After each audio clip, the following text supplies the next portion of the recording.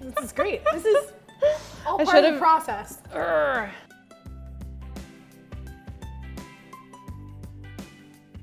Today we are making pizza, and there is a sneaky trick for making any pizza taste amazing.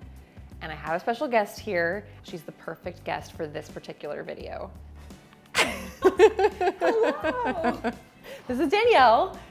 We work back to back at Food 52. Just like this. Yeah. And Danielle loves bacon more than anyone I've ever met. She wore her bacon costume to the office. Yes, it was a winner. I think you're gonna like this recipe, I hope, because as I learned from the original author of this recipe, his name's Ken Forkish. He's a total bread and pizza expert. And this trick in particular makes any pizza taste so much more amazing than you thought it could taste because of that secret little layer of bacon hiding underneath. Exciting. I'm excited. Pizza's always good, bacon's always good. Gotta be great together. Do you keep extra bacon fat around too for cooking other stuff, even if you're not gonna do it right away? I don't, but it's something I realistically should be doing with all the bacon I cook.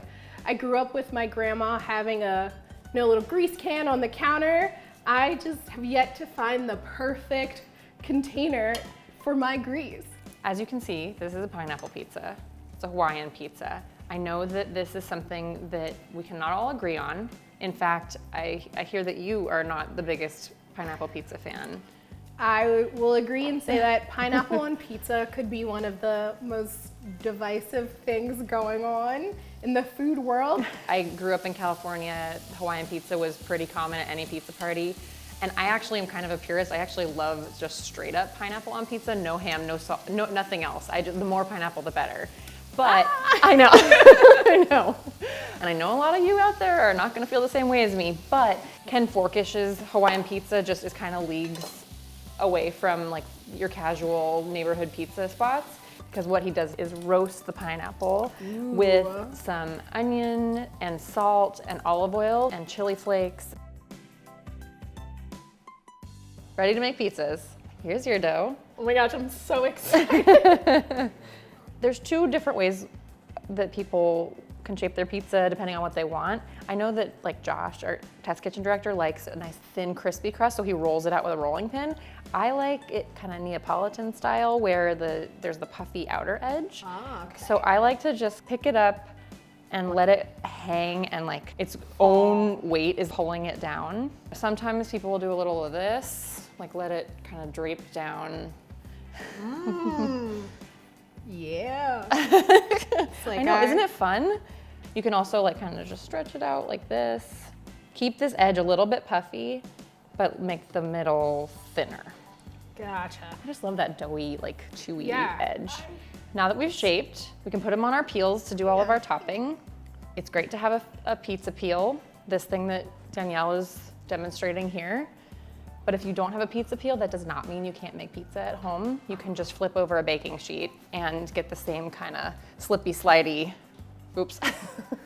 See, it works. It works. The other part of the recipe that you would think might call for special equipment is the pizza stone. But if you don't have a pizza stone, you can use another one of these baking sheets flipped over. In fact, you're doing the high-tech version and I'm doing the low-tech version, and we can compare and see if it really makes that much of a difference. Amazing. When we're done. Amazing. I love that you actually order bacon on pizza, and then like if they cannot confirm that it's real bacon on the pizza, you're just like, never mind. Yes, that's a pro tip for those of you at home. If you want bacon on your pizza, when you call to order it, have them confirm they use real bacon and not ham or Canadian bacon. I've been let down myself many a times that way. I call and I ask, hi, is it real bacon or is it fake bacon? All right, topping stations all set up in order so we don't forget. So here's the totally sneaky genius part. The best part. Yeah. You don't taste like a super strong bacon presence, but it just makes everything else taste so much better. I mean, it's not rocket science. Bacon, making everything taste better. When I was a kid, my dad used to make a bunch of pizza dough for like my birthday parties. Oh, that's and such a cool birthday party. Yeah, and then all the kids got to just top their own. Oh, and man. somehow he would keep track of all of them. That's amazing to keep track of a bunch of kids' pizza. Yeah.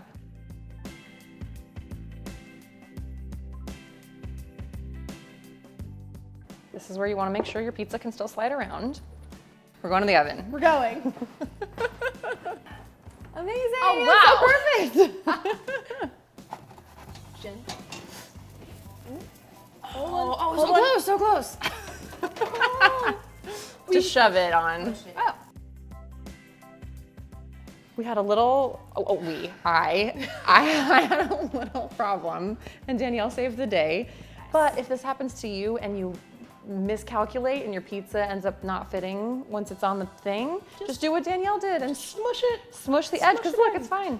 Still gonna taste good. Yeah. If you look at your bottom crust, does it look kind of brown and crispy, or does it look, Yeah. oh wow, okay. See, that's some right. good pizza crust. Yeah, that is a benefit of having the pizza stone. Mine is not quite as brown, but I mean, it's still gonna be a cooked. good pizza. Yeah. We can do it. We can do it. Cheers. Yay.